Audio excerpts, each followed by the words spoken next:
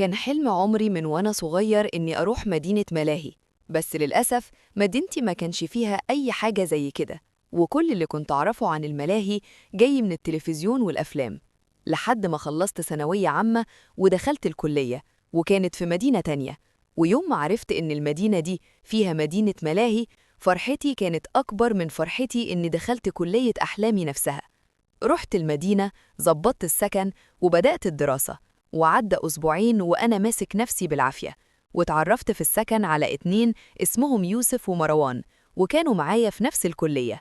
واقترحت عليهم نزوغ يوم ونروح الملاهي بما إن مفيش محاضرات مهمة.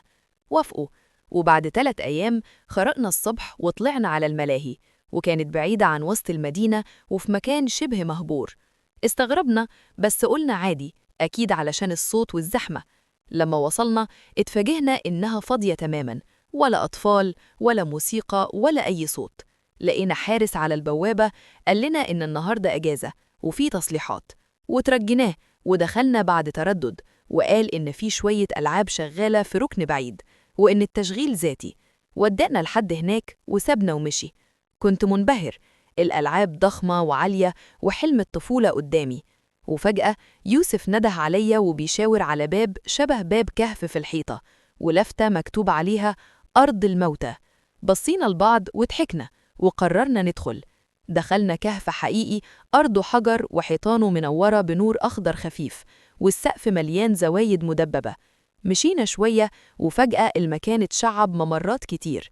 يوسف ضحك وقال حاسس إننا في متاهة، ومروان رد تبقى مصيبة لو متاهة بجد. حاولت أطمنهم وقلت دي لعبة، بس الجو برد والنور الأخضر بقى أقوى وخانق، فقررنا نرجع. لفينا بس الممرات اتغيرت، والنور اتحول لأحمر، والحيطان ظهر عليها رسومات مخيفة. جرينا وأنا بجري اتكعبلت ووقعت. يوسف شدني ومروان بص على الأرض وسكت. كانت عظمة، ولما ركزنا لقينا عظام كتير مرمية بأشكال مختلفة. الرعب مسك فينا وكملنا جري، والممرات بتزيد والتعب زاد. وقفنا ننهج ورفعنا راسنا لقينا نفسنا في مكان شبه مقابر، شواهد قبور في كل حتة، وفي لفتة مكتوب عليها مرحبا بكم في أرض التيه حيث لا يعود الداخل.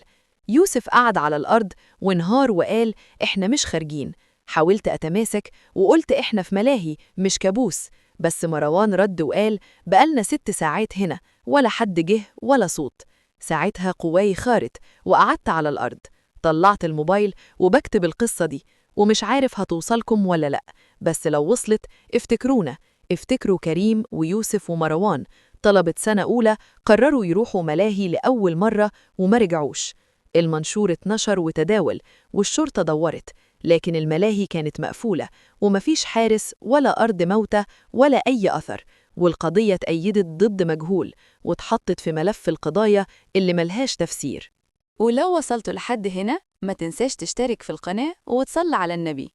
سلام.